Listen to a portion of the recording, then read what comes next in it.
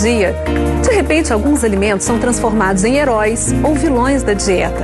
Com uma velocidade maior do que a gente consegue acompanhar, a ciência descobre novos aliados da saúde e condena produtos com os quais já havíamos nos acostumado.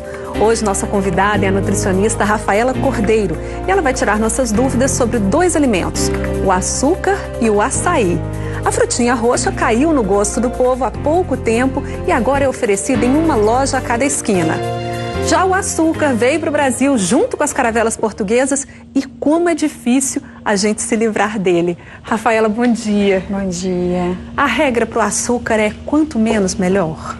Com certeza, né? Hoje já tem uma nova diretriz da Organização Mundial de Saúde que recomenda que o açúcar não passe de 5% das calorias da dieta, né? Então, uma dieta de 2.000 calorias, por exemplo, que não passe de 25 gramas. O que isso significa? Assim, dá um exemplo.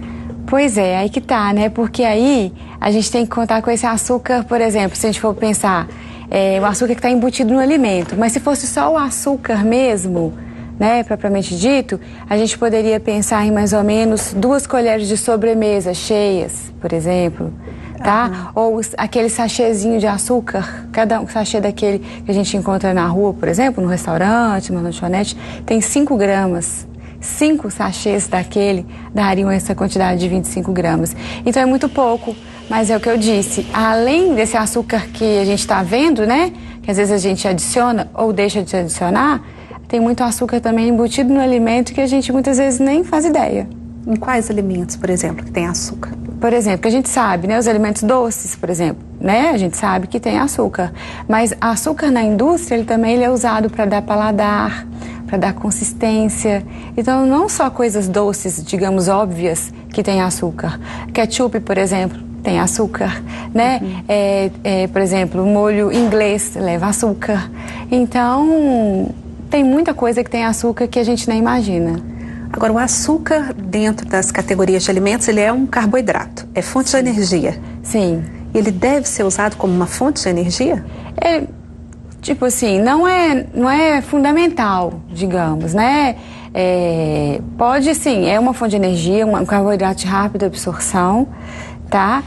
Não ultrapassando essas 25 gramas, que é uma nova recomendação. Quer dizer, esses 5%, né, das calorias de uma dieta, que é uma nova recomendação, tudo bem, não tem problema. A questão é que hoje o consumo é muito maior do que isso, né? Então, assim, não é fundamental na dieta, a gente pode ter um aporte de carboidratos vindo de outros alimentos, né, até com uma qualidade melhor do que a do açúcar, tá?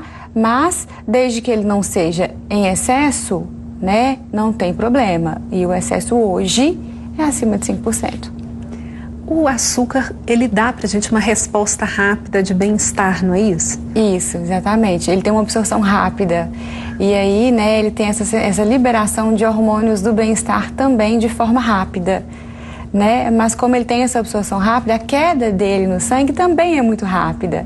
E aí, essa sensação também cai rapidamente e aquela pessoa tem vontade de comer novamente para manter, né, essa sensação aí por mais tempo. É um prazer rápido. Rápido e assim, causa vício, né? Causa dependência, porque a gente quer sempre sentir essa sensação gostosa que ele nos proporciona. Então, a história de que as mulheres na TPM ficam com vontade de comer açúcar, ela tem um fundamento biológico. Sim, tem sim, sem dúvida, né? Não é à toa, não. Né? Mas é preciso evitar para não entrar nesse ciclo? Exatamente. A única forma de não entrar no ciclo é não consumir. Porque senão a gente tende a ficar presa nele, né? Consome, aumenta, aí dá essa sensação de bem-estar. Aí há uma queda. Aí a pessoa consome de novo. E ela fica, né? Sobe e desce. E aí para quebrar, né? Para não acontecer isso, tem que quebrar esse ciclo. Não alimentando esse ciclo vicioso, digamos. Agora, tem que quebrar também uma ideia cultural e que não é fácil, né, Rafaela? A ideia de que, por exemplo, você vai presentear uma pessoa, você presenteia com um doce, com uma caixa de bombons, sim, né? Tem até a música, né? Com açúcar e com afeto, eu fiz o seu doce predileto para você me perdoar, né? Quer dizer, que o açúcar está associado a uma coisa de carinho. Sim. E isso é difícil da gente desfazer, porque é muito antigo, muito cultural. Exatamente. Eu acho que assim, se for uma coisa esporádica, né? Se fosse, né, esporádico de você às vezes ganhar um doce, como você, né, exemplificou, um chocolate, por que não? né? A questão é que não é esporádico. Hoje o acesso aos alimentos, né, e a esses alimentos é muito fácil, né? Então acaba ficando excessivo mesmo na nossa dieta. Então um pouquinho de carinho não faz mal para ninguém, né? Você não pode mesmo exceder isso. Agora, precisa, por exemplo, comer uma sobremesa todo dia?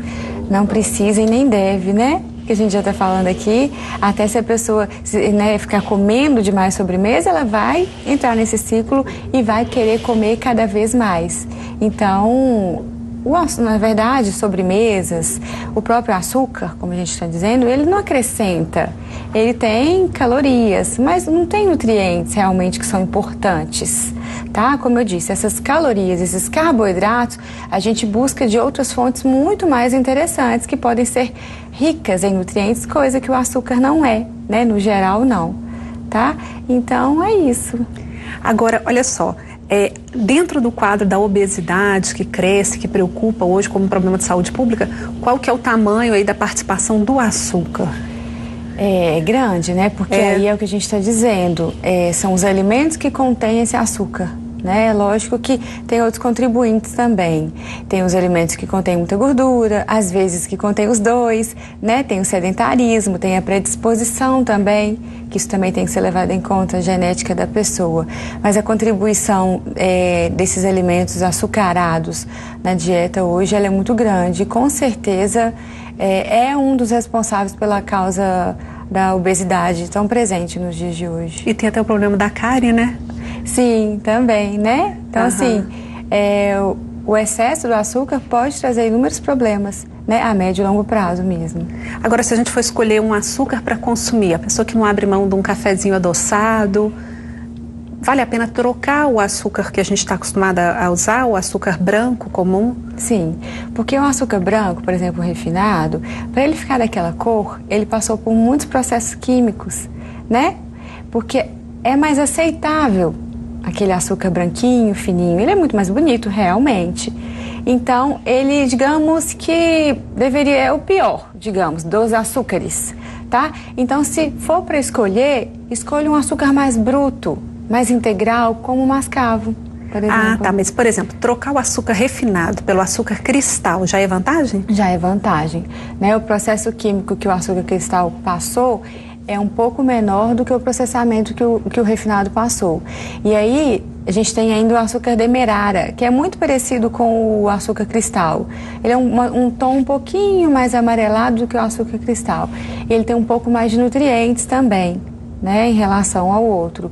Então, essas trocas, né, eu acho que elas são sempre bem-vindas para que a gente tenha um ganho, né?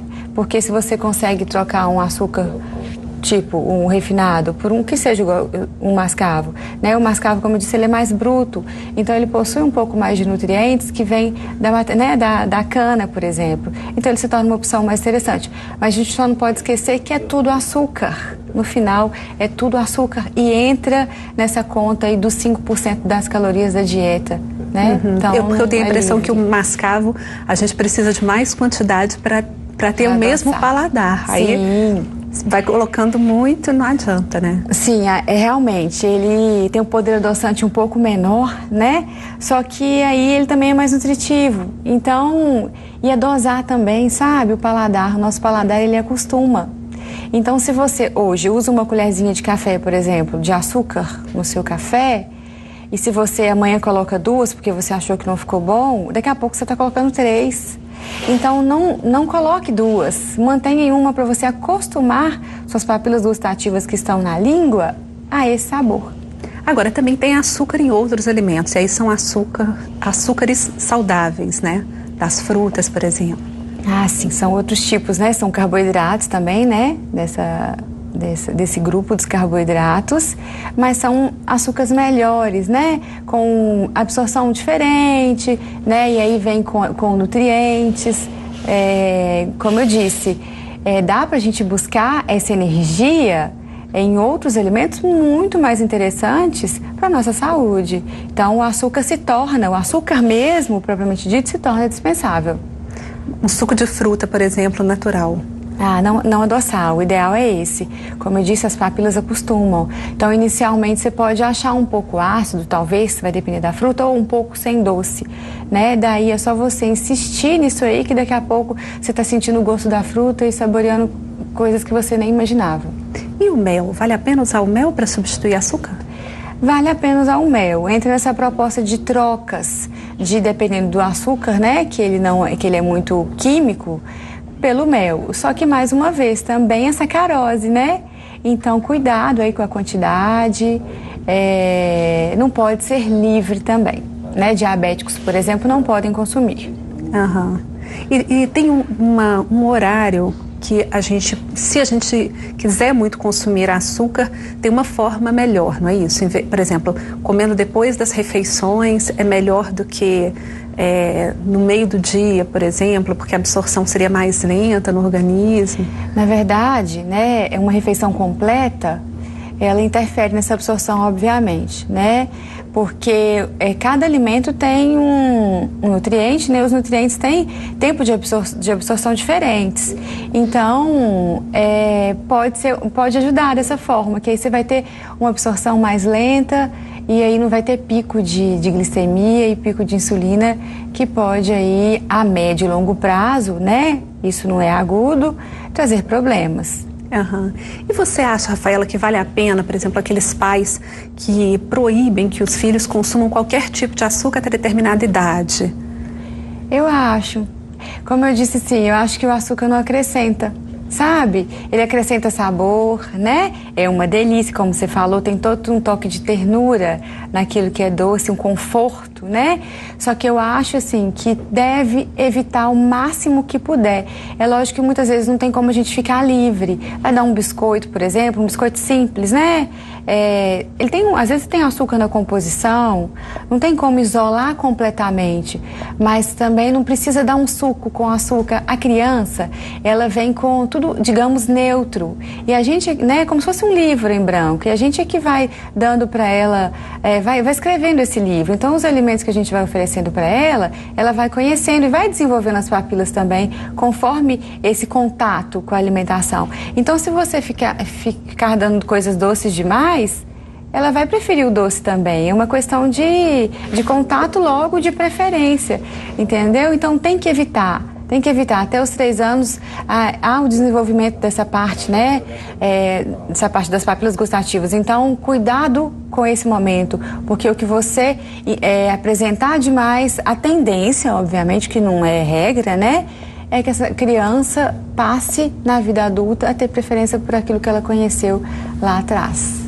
Tá certo. Daqui a pouco a gente continua conversando. No próximo bloco, nós vamos conversar com a Rafaela, dessa vez para tirar dúvidas sobre o açaí. Vinícius, eu queria saber se o açaí engorda ou emagrece. Pois é, eu já ouvi aí as duas coisas. Qual será que é a verdade? A gente explica depois do intervalo. Até já.